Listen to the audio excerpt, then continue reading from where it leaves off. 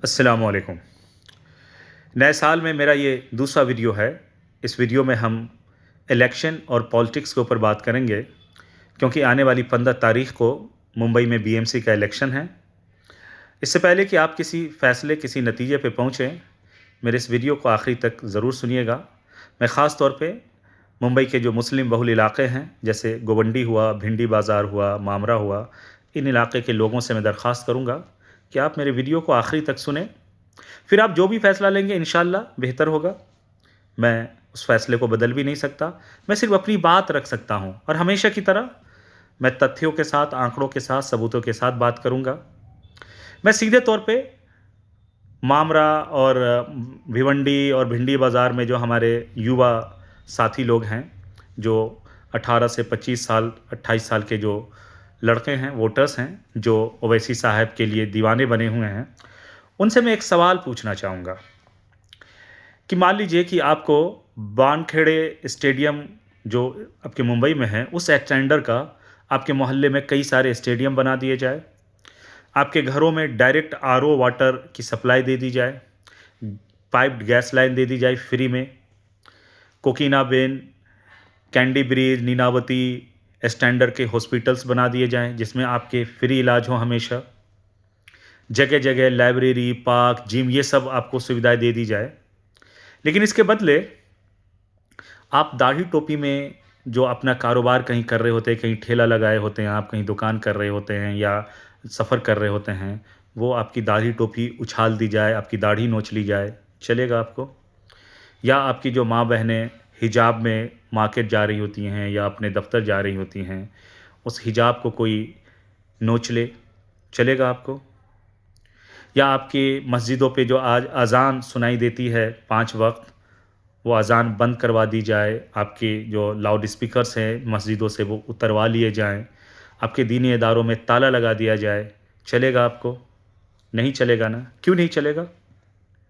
क्योंकि आपके लिए आज की तारीख़ में न तो स्कूल मायने रख रहा है, न कचरा मायने रख रहा है, न नालियाँ मायने रख रहा है, न पानी मायने रख रहा है, न स्कूल मायने रख रहा है। आपके लिए आज की तारीख़ में जो सबसे ज़्यादा इम्पोर्टेंट हो गया है, वो आपकी डिग्निटी, आपका इज़्ज़त, आपका वक़ार हो गया है कि आप जिस फैक्ट्री में काम करें, इज़्ज़त और वक़ार के साथ काम करें। आप अगर एक ठेला भी लगा रहे हैं सड़कों पे, तो आप सीना चौड़ा करके एक देश के नागरिक का जो एक हक़ होता है, उस नागरिक के हकूक़ को पामाल करते हुए आप दुकानदारी कर सकें, ये आज आप चाहते हैं।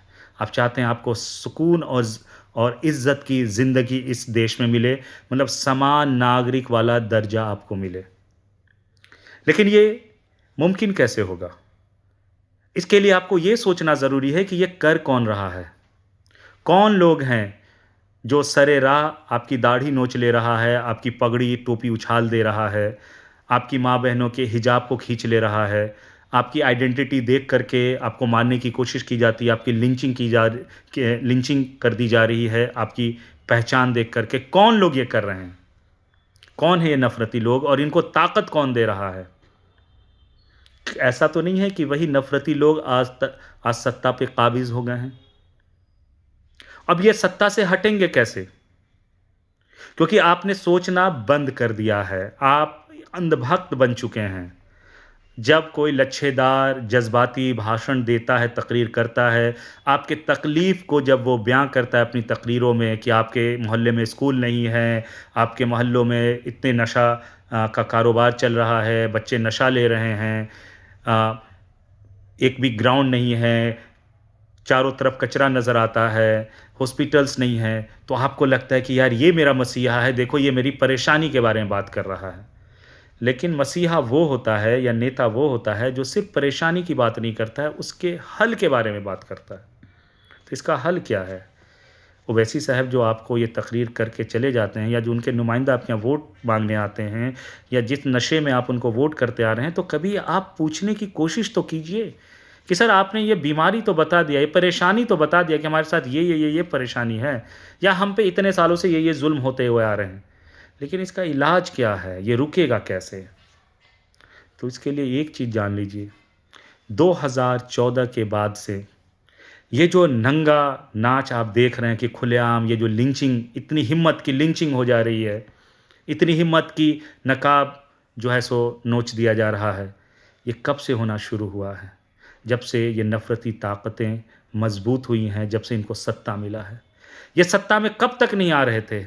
जब तक भाईचारा था। छोटे-छोटे दल, छोटे-छोटे पॉकेट्स के लोग, कुछ मुसलमान, कुछ मराठी, कुछ गैर मराठी, कुछ बिहार, कुछ यूपी के लोग, कुछ यादव, कुछ मुसलमान, कुछ दलित मिल कर के रोके हुए थे उनको। लेकिन उनकी साजिशें क्या थी कि एक तरफ हिंदू वोट करे, एक तरफ मुसलमान करे। तो अगर कोई पार्टी आपको आकर के आज ये समझाता है कि तुम एक जगह हो जाओ, मुत्तहिद हो जाओ, एक तरफ हो जाओ, तो ये तो उनके एजेंडे पे काम कर रहे हैं। तो आपका कोई नेता अगर दुश्मन के एजेंडे पे काम कर रहा है, तो वो आपका नेता है या आपका दुश्मन है? वो उस पार्टी का दलाल है, एजेंट है, या आपका कायद है, आपका लीडर है? ये आपको सोचना चाहिए आज। क्योंकि आज की तारीख़ में मुसलमानों के लिए सबसे बड़ा चैलेंज ये है कि आपको जो आज घुसपैठिया कहा जा रहा है, वो कैसे बंद होगा? आपको जो जगह-जगह दौड़ा के मारा जा रहा है, वो कैसे बंद होगा? ये तब बंद होगा जब ये जो नफ़रती ताकतें हैं, वो सत्ता से हटेंगे। ये तब मुमकिन होगा जब सेकुलरिज़्म बहाल होगा। लेकिन सेकुलरिज़्म को ख़त्म करने के लिए ये आपके जो नेता हैं, ये जो आपके जो नई पार्टी जो उभरती हुई एक पार्टी आपकी आई है, वो जहाँ मुस्लिम क़यादत इस्टैब्लिश होता है, पहले तो वहाँ वो जाती है, वहाँ से उसको ख़त्म करती है। यानी जो बीजेपी का एजेंडा है, उस पे वो काम कर रही है।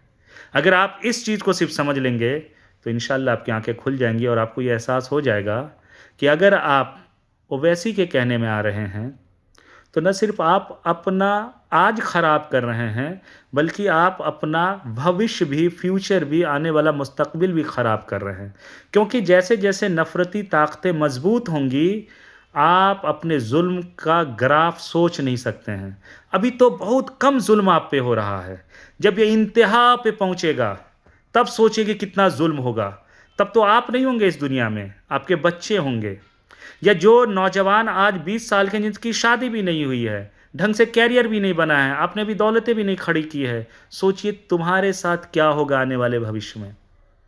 इसलिए इस झांसे से निकलो बाबू। मैं नौजवान साथियों से कहूँगा कि ये जो आपको चूरण बेच रहा है कि ये अपनी क़यादत है, दरअसल वो अपनी सियासत कर रहा है। असदुद्दीन ओवैसी साहब अपनी सियासत कर रहे हैं, नाम दे दिया है अपनी क़यादत का। अपनी क़यादत तो वो है जो इस मुल्क में जो एक सच्चाई है कि मुसलमान माइनॉरिटी में है, तो बहुसंख्यक के साथ मेजॉरिटी के साथ माइनॉरिटी मिल करके जो एमएलए एमपी बनते आते हैं, जो पार्टीज़ में रहते हैं, अच्छे पद पे रहते हैं, मंत्रालय भी वो लेते हैं और एक दूसरे के काम आते हैं, डेवलपमेंट का काम करते हैं, वो असल क़यादत है। भाषण शासन नहीं है, ये आप युवाओं को समझना होगा। भाषण राशन नहीं है। सेकुलर नेता काम करते हैं, मेहनत करते हैं। जो कट्टर नेता होता है वो भाषण देते हैं, ये आपको समझना होगा। और मैंने आपको पूछा, आपको अगर अच्छा हॉस्पिटल, अच्छा स्कूल दे दिया जाए, पार्क दे दिया जाए और आपको अच्छा पानी दे दिया जाए, लेकिन आपकी इज़्ज़त, आपका वक़ार छीन लिया जाए, क्या आपको ये चलेगा? नहीं चलेगा सर।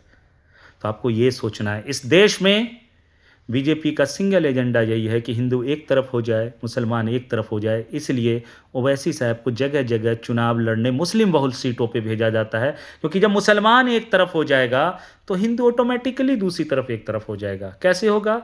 कि जैसे ही बिहार में मुसलमानों ने एमआईएम को वोट देना शुरू किया, यादव भी बीजेपी की तरफ खिसकना शुरू कर दिया। सोचिए कितना दूर दूर का नुकसान हुआ है। करीब के फ़ायदे के लिए बिहार के लोगों ने हमेशा के लिए नुकसान कर लिया। यादव का क्या चला जाएगा सर? वो बीजेपी में रहें, राजद में रहें, क्या नुकसान है? उत्तर प्रदेश का यादव सपा में रहे या बीजेपी में, उसका क्या नुकसान है? सेकुलरिज्म की ज़रूरत मुसलमानों की है, बीजेपी को रोकने की ज़रूरत मुसलमानों की है, ये समझना होगा। जबकि इसका उल्टा आपको एक नए युग का जो नेता है, जो आपका दुश्मन है दरअसल, वो आपको ये आके आपको इंजेक्शन दे रहा है कि बीजेपी का ठेका मैं क्यों लूँ। सर यकीनन मुसलमानों के पास ही बीजेपी का ठेका रहेगा, क्योंकि जुल्म मुसलमानों के साथ हो रहा है और करने वाला कौन है, ये ढकी छुपी बात नहीं है। तो या तो ओवैसी साहब स्पीच में आके बोले कि बीजेपी कोई जुल्म नहीं कर रहा है, तब आप उनको वोट दो। चलो, अगर वो कहते हैं कि जुल्म नहीं कर रहा है तो उनको वोट दो, वो जुल्म आके रोक देंगे। या अगर बीजेपी जुल्म कर रहा है, जो कि दिख रहा है, तो उसको रोकने का तरीका क्या होगा, रणनीति क्या होगा, ये तो आप पूछेंगे ना ओवैसी साहब से, क्योंकि वो आपके लीडर हैं, आप उनको अपना लीडर मानते हैं कि सर ये तो आपने बता दिया, ये परेशानी, ये जुल्म हो रहा है, ये रुकेगा कैसे? जब आप इस तरह से उनसे सवाल करेंगे तब आपकी आंखें खुलेंगी। इसलिए अभी कुछ नहीं बिगड़ा है, वक्त अभी भी है इस देश में। अगर हिंदुत्व काम कर रहा होता तो पिछले चुनाव में मोदी जी को सिर्फ 240 सीटें नहीं आती, क्योंकि 10 साल वो रूल करके आए थे। तो इस देश में 350 सीट अकेले बीजेपी की आती। इसका मतलब है कि इस देश में आज भी ज़्यादातर अच्छे हिंदू भाई हैं, सेकुलर हिंदू भाई हैं, और इसी भाईचारे को ख़त्म करने के लिए ओवैसी साहब को जगह जगह भेजा जा रहा है।